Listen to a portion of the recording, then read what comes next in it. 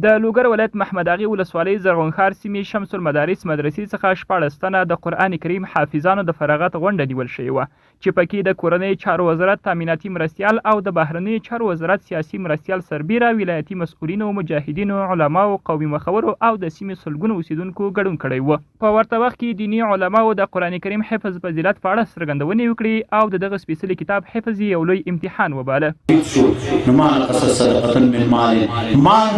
اوس نو دواړه ماله مخکې مدرسې سره دین کومک کاوه مجاهد سره دین کومک کاوه د سنګر غازي وطن سره دین کومک کاوه دلګی مشر ولسوال سره دین کومک کاوه اوس راځه دا دواړه کومکونه د مدرسې په خاطر کوه له بلې خوا د کورنۍ چارو وزارت او د بهرنیو چارو وزارت مرستیالانو د دیني مرکزو زیاتول د اسلامي نظام په قوي کولو کې مهم وبلل او زیاته کړه چې اسلامي امارت په ټولیزه توګه د دیني مدرسو ملاتړی ده قرآن د دې لپاره راوړی دی چې موږ د قرآن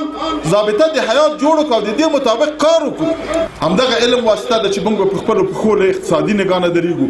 له زراعتي نګاه نه به درېږو سیاسي نګاه نه به درېږو بیا به نور دنیاوالو سره به موږ کومک کوو نور مسلمانانو سره به کومک کوو پاکستان ولس دا شل کاله قرباني ورکړه دا د قرآن د حاکمیت لپاره او د همدغه قرباني په واسطه باندې نن په نړۍ کې چې څومره ولسونه دي که کافر ولسونه دي که مسلمان ولسونه دي هغه نن افغان ملت ته د یو افتخار په سترګه باندې ګوري د یادولو وړ ده چې د غونډې په وروستیو کې د لوګر ولایت محمد اغې ولسوالۍ زرغونخار سیمې شمس المدارس مدرسې 14 تنو حافظانو ته د دیني علماو لخوا د ستار فضیلت پګړۍ ورپه سر شوه